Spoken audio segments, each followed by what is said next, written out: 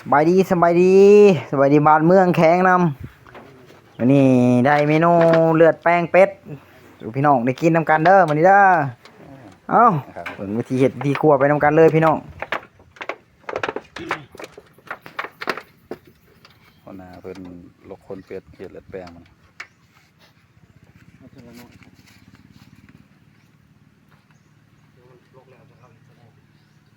จังได้ก็ฝากพี่ฝากน้องกดไลค์กดแชร์ให้กันเด้อ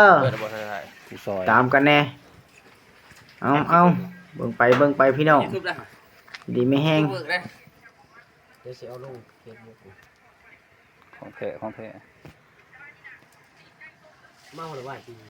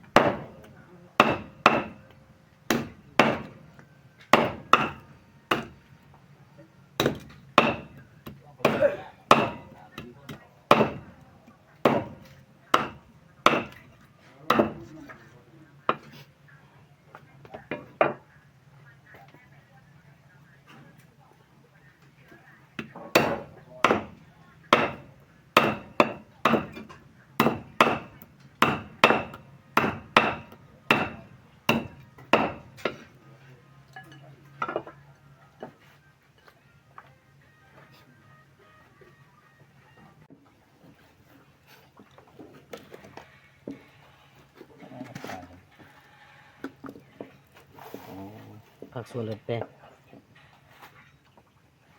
ผักอยู่ปีก เล เลย ยผักสวนตุ้ง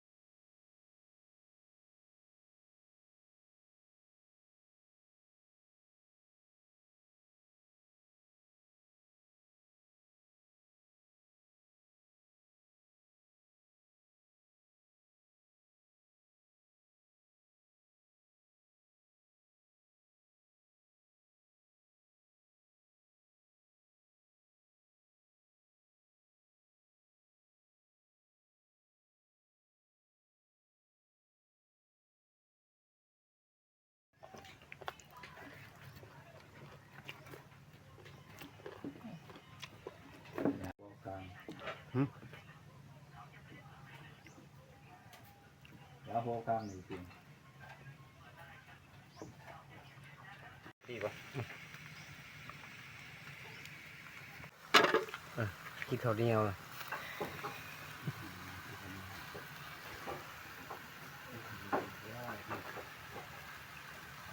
เดี๋ยวว่ากินไม่ค่อยได้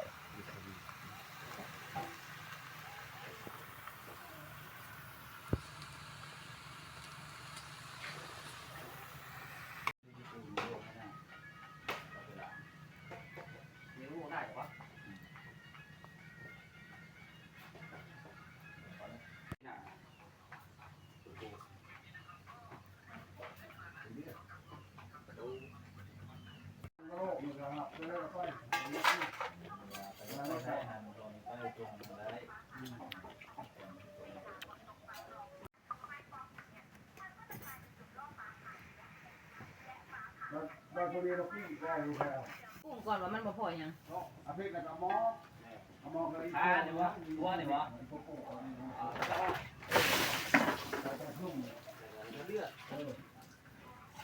หมดแล้วอันนั้นแล้วต้มมาแล้วสุกแล้วบ่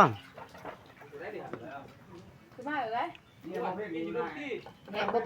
มันพอดีเหรอบ่ไม่ใช่ เฮ็ดจะได้เฮ็ดด้วยแป้ง แป้ง แป้งยัง สดๆเด้อลองลงไป เอาว้าวมือ นี่เนาะ อยู่ดิ